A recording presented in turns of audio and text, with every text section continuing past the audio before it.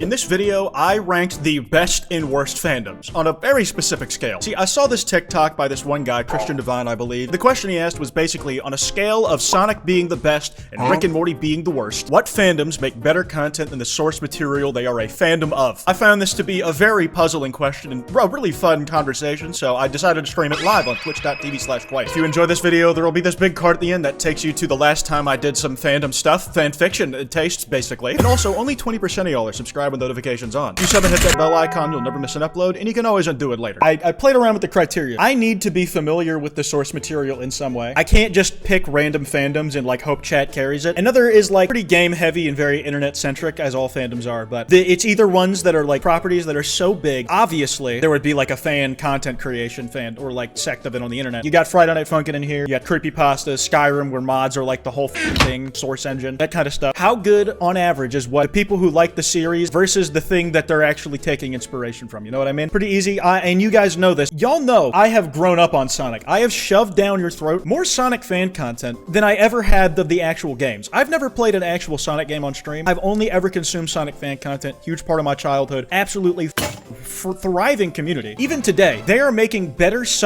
designed Sonic levels on Roblox engine than they are like in Sonic Forces. Sonic is the gold standard. There is none that come even close. I can't think of a company that more frequently looks to their like community for people to hire and do for. They are the one tried and true, indisputable example of hire fans. You cannot apply that statement across the board unless you're talking about Sonic. They make so much good Frontier slaps. I've heard it's the best one in a while, which is not saying much. Like I think I have not bought Frontiers. I should probably give it my own try, but like that's one game out of like what 20-30 years of like what they put out in the last fucking however long. Out of all the fandoms I've been in, I've made the most friends out of Sonic because they're the most passionate community making the best shit. We don't talk about the that's weird. Rule 34, because you can't say on YouTube anymore. Rick and Morty, no way. Rick and Morty is not something I've watched much outside of TikTok clips and a spare episode here and there. I think it's a fine enough show. I've enjoyed it. I'm mainly using it because it was the criteria for what the worst is, as labeled by as Christian Divine. I'm using his framework as a base for where I am. I'm putting Pickle Rick over here. I'm putting old Pickle Rick all the way to the right. All the way to the right as in dog shit. We're gonna put this down as unconsumable. Mortaire. I'm not fixing that typo. Rick and Mortar, my favorite kind of store. The thing is, if we just had two extremes and we didn't have a balancing out point, then I don't think we would have had much of a frame of reference. We need a control group. And this comes from as a lifelong Star Wars fan who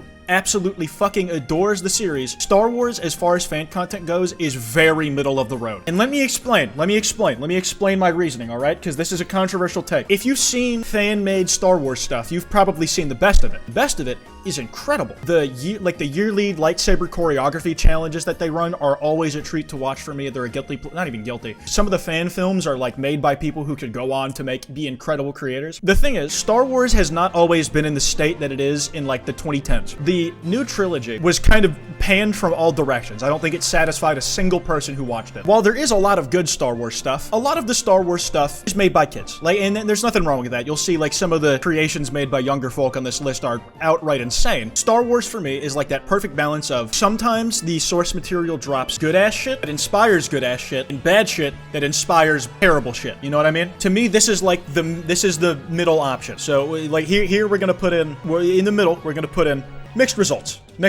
And it can lean one way or the other. To me, Star Wars is about as even as you can get with the series I'm familiar with. We're not going to do this in any particular order. We're going to skip around. What I will do is let you guys pick one you'd like to hear first. Someone said your own. I think that's probably true because this is the most egocentric. Might as well get it out of the way so we don't have to break character middle of the road. Obviously, I'm gonna put y'all towards Goated. Come on now. You know the kind of egotist I am. My fans are the best, guys. They're literally awesome. But I would say based on the relative size of my community and the output y'all have like creatively, like I don't know, I keep an eye on that fan art channel. Some of the shit y'all come up with, y'all are like half the content on the second channel. The only thing that stops you from being on Sonic level is this may be an ego thing, but I'd like to think I don't make the worst things imaginable. I'd like to think that comparative to the fan content, the source material isn't isn't the worst thing ever. So I'm gonna put y'all leaning towards goated, but we'll say mixed results only because it would be a little. I don't want to get too ahead of myself, you know. Also, I'm gonna draw like a little line to where I would correspond this on the where I'd correspond this thing on the little graph. There we go. See, I think that's a pretty neat thing, right? So I'm gonna parent these two together. Nepotism pick, Kwote. It's the selfish pick, all right? It's the self-indulgence pick, all right? This is the self-insert of picks for tonight. That's my one, all right? And I don't think I ever did it. Obviously, it's gonna lean left because you know I am, but I'm only not rating them higher because I think I'm awesome and have a huge ego. Deku is actually in. Oh, do you guys like that? I figured since it's the fucking most AIDS one that I'm actively a part of, I put the Brendan Fraser eyes on it just to give it a little pizzazz. That's all. Let me get Five Nights at Freddy's because I think this is it's pretty obvious where this one's gonna go. It's so close to being on Sonic level. It's right up there. It is right fucking next to it. I'll tell you that. I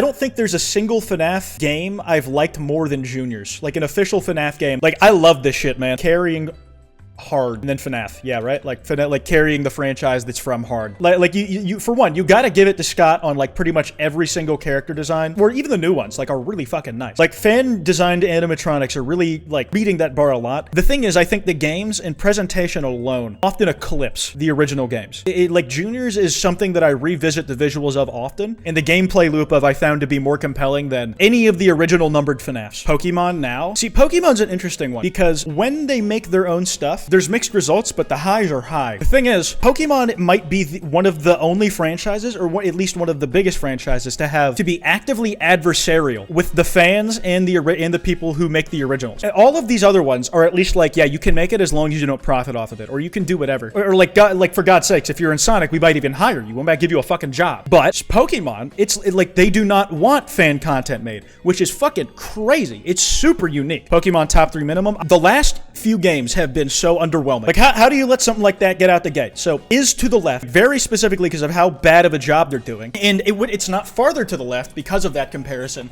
because they won't even let it happen. They won't even let fan content become a thing. They took Brick Bronze away. It's fucking evil, man. It was like killing a baby in its cradle. Does this count the anime, trading cards, etc. as well? The games are my main concern, but in general, yes. The thing is, the show is like nostalgic and fine and like, you know, kind of probably like an easy turn off your brain project for a lot of people, but it's not exactly the forefront of what people are looking for. So I'm gonna put Pokemon fandom slightly above Kwote because their source material is way worse than ours. You know what I'm saying? You know what? No, I'll move it more to the left. All right, I'll be a little more generous. This is as far as I'm going with this, man. Fan company war. Nintendo versus fans. That's the deciding factor of this. I'm gonna do Minecraft next because I don't want it sitting behind me this whole time. I want to get this out of here so we can like really put it together. As far as making source material, or as far as making good content, Minecraft is very close to unmatched. Thing is, Minecraft, at least in my opinion, at its default state, is still a very, very competent game. Any person who gets into the vanilla version of Minecraft now could have the same experience I did as a kid when I first played it in beta or alpha. The thing is, there's just such sheer quantity of things to pick from. Like fucking dev level expansions to the game that you need separate launchers for, like fucking improve the game's frame rate and performance and give you so much more customization options. Minecraft boring. Wrong! The thing is, vanilla Minecraft holds up so well even in the modern day. I know a lot of people don't like the new cave updates or a lot of what they've been doing with the cliffs and shit, but I found that to not be a problem having come back to the game after a very long time. When I think about it as like from the perspective of someone who like does not have a bias towards old Minecraft that someone like me might, I think Minecraft is just as fucking accessible and like fun to play as it is today. The fan content absolutely fucking does keep this thing alive though. Whether that's what you see on YouTube, like technically the Dream SMP is like an offshoot of Minecraft existing in the first place. Like it's that level of fandom. So I'm gonna put this very far to the left, not because the original game is bad, but because the fandom is that strong and has been this strong for so long. You know what I mean? MHA lower than Rick and Morty. Yeah, listen, I can absolutely understand why you would not be a fan of why you wouldn't be a fan of Hiroaka as a community, all right? There's a lot of like easy to point to cringe there. There's a lot of questionable practices, to put it lightly. But if you think the fan content to come out of MHA is any worse than Rick and Morty, you're wrong. Like they're at least dead even. And I would argue that MHA understands the characters, like that it's a part of even more. So here's my thing. MHA isn't good in general, fan content or not. Wrong. And I hate to say this about my people, but yeah, we get pretty cringe. They have some weird obsessions about the characters. They like the one who like abused the protagonist more for some reason. I've never understood that, man. That's like a personal fandom beef thing though. I like me a Bakugo character arc, but I don't know, to be the most popular popular, you're like, damn, you're solid. You're shallow, bro. I'm using this as a chance to air out my personal grievances with the fandom. Because the manga itself, very good in my opinion. The manga is like, the art is so goddamn dynamic. Horikoshi's a fucking creep though. A lot of mangakas are, but you know, we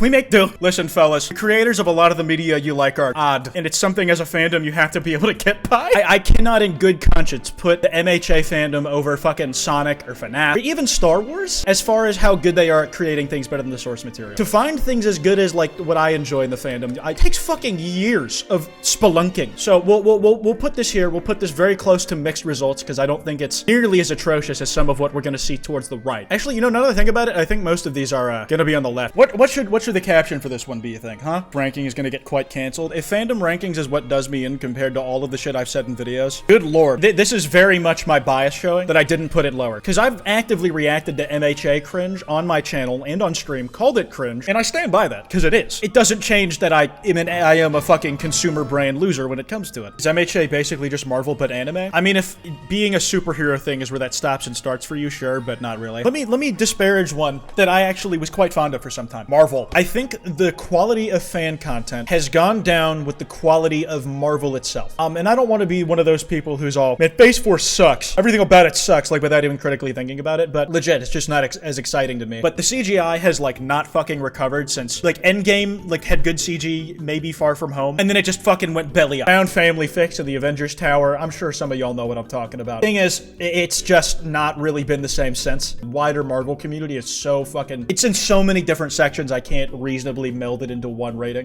Probably because I have less of a connection. But A, it comes from the relative size of the Marvel fandom and how little they managed to pump out shit of equal or greater quality to what's being made in Marvel right now. And the fall from grace, really, man, it just hurts. I'm putting Marvel behind MHA. I know, I didn't think I would, but I am. MHA higher than Marvel. Thor: Love and Thunder had way much too. I'm really not one of those people who cares about CGI being the entire fucking movie, as long as it's not like distracting. I think I should explain an oddball pick on my part. Family Guy. There are very few people who would even consider Family Guy as having a fandom. But then again, how many of y'all have been watching Family Guy clips on TikTok? And beyond the Family Guy clips, how many of y'all have watched the Family Guy clips become meta and become jokes of their own? Here, I have a perfect example. Ooh, a text. I'm taking care of our problem. Hey, do you mind turning the volume of that gameplay down? We're kind of doing something here. Do you hear that? Bro addressed the TikTok. Hey, you're kind of a loner psychopath. What does this mean? Oh, this woman is clearly a spurned lover who's created. Well, Meg, even the gameplay hates you. They made a Meg joke because of the gameplay, bro. Gee, like, you see what I mean? There was another one I saw that was a feminist reading of literature with Family Guy gameplay in the background, and I think it might be my funniest, the video I found funniest of last year. No significant body of feminist literature has appeared that addresses boys. Feminist perspectives are rarely, if ever, part of the discussion. Tragically. See what I mean? That being said, you can only go so far with that kind of strength, so it still is not that high on this list. But I think it can be fairly put towards the left because any of its modern relevancy with a younger audience is because of fan-curated content. Not the reading itself, that was Feminism is for Everybody by Bell Hooks, I believe. It's a resurgence that comes only because of the people adopting Family Guy as a child of their own. Completely reinvented by culture. That's something I said on Twitter a while ago. Peter Griffin has been funnier as an idea than a character for a while. No, Family Man, because the show is for men, make no mistake. Let me do my Cardi reasoning. Cardi, and for those of you who do not follow Playboy Cardi, and for those of you who do not really exist on that side of the internet doing that kind of thing, this might be a really, really infuriating or unexplainable pick to you. This motherfucker is right up here. He is up there with the best of the best as far as his fandom goes. It's hard to tell you exactly how, but Cardi fandom is fucking right up here, dude. LMAO, people crazy. And I'm gonna make an argument here. I'm gonna do the best I can to make an argument for someone who's never heard a Cardi song before. I'm gonna try and relate it to your experience of maybe being fans of other artists. The thing is with Cardi is A, he makes nothing but bangers. And if you disagree, well, fair enough, everybody's got their own taste. But to the people who think he makes nothing but bangers, they hang off every word he says. Every little like tweet he makes is a hint at an album. Or like Instagram post he makes is a hint to an album. For reference, Die Lit, one of the best albums of the 2020s or the 2010s in my opinion, was released to much critical acclaim. And it was considered the best of its like the really repetitive trap style that was like he was known for. The follow follow-up was very anticipated, but he blue-balled us so fucking hard. Whole Lotta Red was the name of that sequel, and like, his false release date after false release date, and the thing is with Cardi, his music kept getting leaked, like released unofficially, got so fucking popular that he could not release them as full songs because he couldn't get the samples cleared. When he says he's gonna release an album, he's probably not. He's probably fucking not. He's the most unreliable artist you can be a fan of these days. He is so, his fan base is so high because A, they put together really good stuff, and B, fandom is more, you can rely on the fandom more to make fucking bangers using Cardi lyrics and banger Cardi songs than you can Cardi himself. They will use leaked lyrics that are not officially on things. They will remix ones that are on albums into the fucking sun, and they will turn it into any fucking genre of music you can think about. All right, you know what? Let me prove it. This is what I've been listening to recently. This is Walk by Playboi Carti. Cardi is still the source material, technically, true, but in the same way that the source material for Sonic is Sonic, and you're using the character of Sonic in your standalone fan project. Ignore the anime edit, all right, fellas. It's just, it comes with the territory. Oh my god, boy, he got a Glock.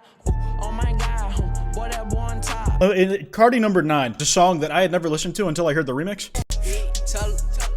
That's the original. It's whatever. It's whatever. I like that song, but this is the better version. Also, while we're talking about it, while we're on the topic of Sonic, there's a fucking Sega Genesis remix of one of Cardi's songs that is the best thing you'll ever hear on your ears. But I'm gonna do the original first, just so you know, for point of reference. In comparison to what he drops and how consistently he drops, the fandom is so much more reliable, and for the market that it appeals to, the remixes appeal so fucking perfectly. Now here's the Sega Genesis remix, the one you fucking definitely heard on TikTok. You get the idea. That was a longer one. I had a long spiel on that one, but I feel a very strong way about, you know, him. not like in a bad way or anything, but I'm very passionate about this particular opinion. I love your autistic swag so much. Listening to I Ramble is so silly. I thought, listen, I know y'all said I was very obviously ADHD. Is this another thing I have to look into, guys? Another assessment? Are you fucking kidding me? Healthcare in America ain't cheap. This is the one that I'm the most scared about, like, saying the wrong thing about, because it's about real people. Like, this is a fandom, like, at the end of the day, surrounding actual individuals who exist and are in the same circles as me. So I'm gonna do my best here to be respectful while being honest. I have enjoyed things in the Dream SMP. There was a time where I was like an active viewer. I would catch streams. I genuinely enjoyed like the presidential arc and like the fucking early bits of Dream being in prison. But that's like where I fell off. Here's the thing. The thing is with Dream SMP fan content, it is undeniable how good and talented a lot of the people who making it are. Quality of the Dream SMP itself is super subjective because it really just depends on how much you like a certain format of content. Like the RP stuff for me only goes such a long way. Like I definitely enjoyed it to an extent. There was certainly bottlenecking and blows in the story, in my opinion. I'm not gonna lie about that. What is undeniable is fan talent. Here's the thing. I think the Dream SMP wouldn't be a thing without the fandom. And you can be like, no shit, Sherlock, off of all of these. But it was very specifically the fan works in the Dream SMP that propelled it to the status and directly inspired the people behind it to go more in a story-oriented direction. Like there have been fan works, not like people hired by the original company to make something, but fan works and ideas that have been canonized. Here's what I'm gonna do. I'm gonna make myself smaller, and people are gonna be mad at this. The original material is so elevated by fan content that it rises to the status of official content, then it deserves to be acknowledged on the left side instead of the right. The Dream SMP, Queen, Family Guy, Pokemon. And that's me trying to be as objective as possible. Weird stuff outweighs good in Dream SMP. Again, it's a mixed bag. Like all of these fandoms are mixed fucking bags. Have you seen mine? Like, Jesus Christ. You guys are not free of that stigma. Y'all are some of the worst. But you still made it on the positive side. I mean specifically the Dream SMP. Like, as a whole, as a conglomerate. Way wider and arguably not even centered on him. Let me stop stalling and actually fucking put this ranking on. We'll say fanon becomes canon, and that's my criteria for this one. Obviously, like, if you just see this image completely out of context, you'll have no idea what the fuck I'm talking about. I'm hoping this video, like, illustrates what my logic is for these things enough. And it's totally fucking pointless, but I really love talking about pointless shit, critical and analytical matter. It does not matter. It's so pointless, this entire list, but it's fun, man. Fandom discourse is ultimately useless and a waste of time, but sometimes you need to waste time. Doing creepypasta. The creepypasta fandom, if you can call it that, is, in my opinion, a misnomer, because the fandom itself, or the canon of what this fandom is based around, is still on its face just fanon. It's the closest to the Dream SMP you'll find. The thing is, it's a lot more nebulous. These characters as concepts float around a lot. Because the original canon, if you can even call that, is still, in a way, fandom, fandom made shit. And a lot of it's really bad. I think on the level of fandoms making better content than the original material, when it crosses over like the Dream SMP does, but in the opposite direction, it's essentially just fan fiction. I think it belongs very far over here. The exception, Friday Night Funkin' mods, based off these, but I would argue that falls under Friday Night Funkin' as a fandom more than creepypasta. I'm sorry, but creepypastas are very close to Rick and Morty. If I made the list myself, if I was the one who originally came up with this idea, there's a strong chance it would be beyond Rick and Morty. Let's do Undertale. Let's do Undertale. If this was just rating like the series, like you would hate where I played this. Cannot be on the left side. It can't. Undertale cannot be on the left side because of the sheer quality of the source material. There is no reasonable fucking way it goes on the left side. Like Undertale, for the same reasons I do. Nay, I say love it. It made you cry for the same reasons. You have to agree the source material, Toby Fox's ability, is fucking near unmatchable. He is a generational talent. Fans have made very, very good shit. Reached the quality of Undertale are few and far between. So as a fandom, they cannot compete. And that's not a slight against them. That's a testament to how good Undertale is. And I know some people don't like the turn-based combat or the way, or like its RPG elements. Undertale is too good. And Deltarune. Deltarune, if we're including that, the fucking bar has gotten raised a lot higher because it just built on everything Undertale had. Characters, visuals, story, fucking combat, like blew it up to, or like raised it to a fucking absolute ceiling that is unmatched. You can't put it on the left side. It's not feasible. Let's be honest. The Undertale fandom, love them. They put out some hog shit. Undertale as a canon source has never missed. Well, the fandom has missed very often. They've had some major bangers. The fan games can be amazing. They absolutely can. But Undertale is arguably one of the best games ever made. It's very hard to get close to that, man. Fan works often great, but source material so baller, it's almost impossible to match. Yeah, you know what? I had to go long with that description, but I feel like it's warranted here. You know, these are becoming fucking paragraphs as we go longer and longer. Friday Night Funkin' needs to be so far to the left, it's not even fucking funny. If I was the game devs, I would give up. It's not even funny. Because they made it open source, and they made that the point at the beginning, every single fucking mechanic, every single character, every single visual idea, every single song, genre, every creative inkling you could milk out of Friday Night Funkin' has been done, and done well in a mod already, multiple times. It's been done before by the fans. Like, you can't get there anymore. The difficulty curve has gotten so far beyond the scope of the original game. I'm not gonna say it sucks because it doesn't, but the mod community made this game go where it was gonna go if it had just released with regular updates from the start. It's just not even a competition. The mod scene is Friday Night Funkin' as a community. Guys, this is the first retroactive change I'm making to this list. FNAF should be where Friday Night Funkin' is right now, because there is room to innovate and make new characters that we would not have thought of. There is so much that can still be done. I think because of how community friendly it was, it almost worked to its own detriment if they were hoping to make a full game from it. And that's no disrespect to the devs. I'm sure I'll play it when it comes out, but that's where it stands for me. You know, here's one I've been meaning to get out of the way.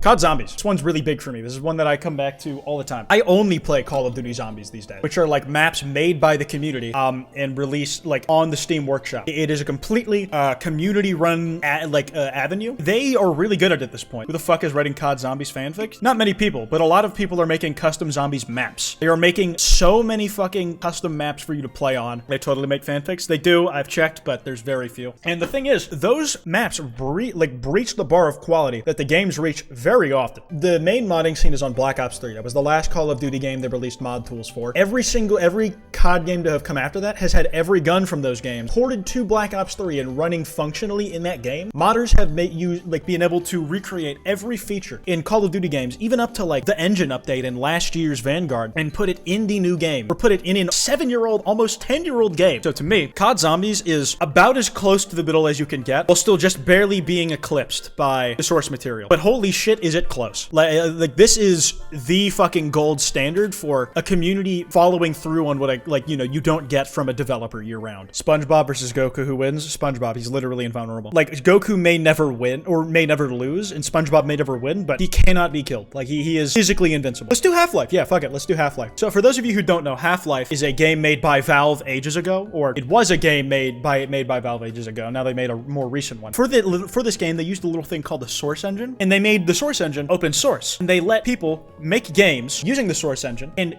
take place inside the Half-Life universe and charge money for it. The Stanley Parable was originally a Half-Life 2 mod, exactly. Like, Black Mesa is a completely, it is a remake of Half-Life 1 using Half-Life 2's engine that was not made by Valve. It was made by a group of fans. The thing is, that also does lead for some duds that you can charge money for. If Half-Life 2 counts Source Engine, then it should be near the top. On which end, though? Like, Half-Life 2 is considered one of the best games of all time, but Half-Life 2 is only one canon game in the Half-Life continuity. True Center. You know what? That's the right answer. Holy shit, you're right. And you know what needs to change here? You know what needs to change here? The disparity between Star Wars fan content and like content that it has on its own, bigger than I originally said, I think. And having gone through all these other ones, I think Star Wars, it warrants being moved. Now that somebody said it, I can't let it go. In Star Wars, original content, canon content is slightly better than fan content. But Half-Life has to be in the middle. Perfect equilibrium. Fan content so good that it bodes an argument for being the way to play the original games, but also innovating in ways that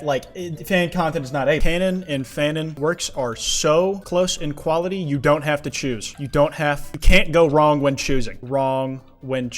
True equilibrium. Half-Life. There we go. This is gonna get the longest description, but I feel like it's the ideal. Is this how people who make fucking icebergs feel, dude? Kwote has very good reasoning for these. It's insane. I take this very seriously. This is the most important thing I've done all week, man. And I had to save a child from a burning house earlier today. This did not matter as much as this shit. Listen, we got 5 more to get through. Here, I'm gonna save the hardest for last out of these last 5. Tell me what y'all think would be the most difficult to rank or would give me the most trouble. In a positive way, just tell me what you think is the hardest for me. Dragon Ball? No, I know where Dragon Ball's going. SpongeBob is easy. I'm not gonna lie to you. SpongeBob is easy as hell. So I'm gonna do that next. SpongeBob is more funny in meme culture than he ever was in, not ever was, but than he is currently. Like, he has all the memes of him, the things that keep him alive in a cultural sense for folks who don't watch SpongeBob, all comes from his meme potential. How funny he is as a fella and as a concept. Repurposing things that he had in a new cultural context. He has become an icon in the same way Peter Griffin has, to a much greater degree. At the end, he is the foundation of modern meme culture in a lot of ways. Indirectly, directly, like SpongeBob meme formats, and then also SpongeBob quotables that have mutated into what they are now. SpongeBob is very far to the left, not at the top, definitely not at the top, because success is not reliant. It is significantly larger because of the way it's quote-unquote fandom, the people who don't watch SpongeBob but still consume SpongeBob content have repurposed it. And to me, that is why it deserves to be up here. You should have rated the fandom on the NSFW content. Listen, I know I self-report fairly often, but that's a fucking huge thing to do. Not reliant on fandom, but is so much more relevant because of how fandom has repurposed it. SpongeBob. There we go. I think that puts it pretty well, but like the descriptions are certainly getting longer. I will not deny that. I will have to up-res this image if I'm to post it somewhere. All the NSFW SpongeBob has seen has been so cursed, I stopped resing NSFW for the day. I mean, the one time I looked, I nutted 3 times, but I mean, it's not for everybody. Smash has some incredible fan content. The Melee scene is still alive today, 20 years later, because the original game has such nuances that are still being discovered to it. They can be, the meta can evolve over 2 decades later. And sure, there have been contributions like Slippy and online play that the original Melee did not have, and have definitely, objectively, changed how the meta functions, especially since it allowed it to exist throughout the pandemic. But I think the majority of what makes Smash so good today keeps the community alive. While it is very much in large part because of the community, it's because what was there already was such a strong base to work off of, and had the appeal of being such a huge crossover already. So to me, Smash should be on the right side, but only because of how good the original is in the same way that Undertale is, but it has less to go off of, in that Nintendo is actively combative to the Smash community. I'll say, you know what, maybe, I think it deserves to be closer over here, actually. You know what, I think in large part the community loves what the game already is, and they're just trying to maintain that experience throughout the years. Like, you've seen that they refuse to play on flat screen TVs because Melee objectively does not function or is not as competitive on a flat screen, as opposed to playing it on a CRTV, which has less input lag. Fan efforts seem to focus on preserving and making original experience more and more accessible. So the fan efforts have allowed it to last this long in the way let's specify this is Super Smash Bros. Melee, because that is where most of my reasoning comes from, because I really don't think there exists as strong of a community for other ones. Man, I only got into Dragon Ball because of fan content, man. Dragon Ball Z abridged, fucking here, let me just play the one transformation scene from the one recent movie, Dragon Ball Legends fan film. Yeah, my favorite Dragon Ball animation from Studio Stray Dog, and my favorite transformation scene is a lot less fucking rambunctious than official, but holy shit, it's like it's one of the coolest like power-up scenes I've ever seen. Just watch this shit. I watched this before I watched Dragon Ball Broly, and Broly was really good. The action scenes in actual Dragon Ball is so good, but watch this shit.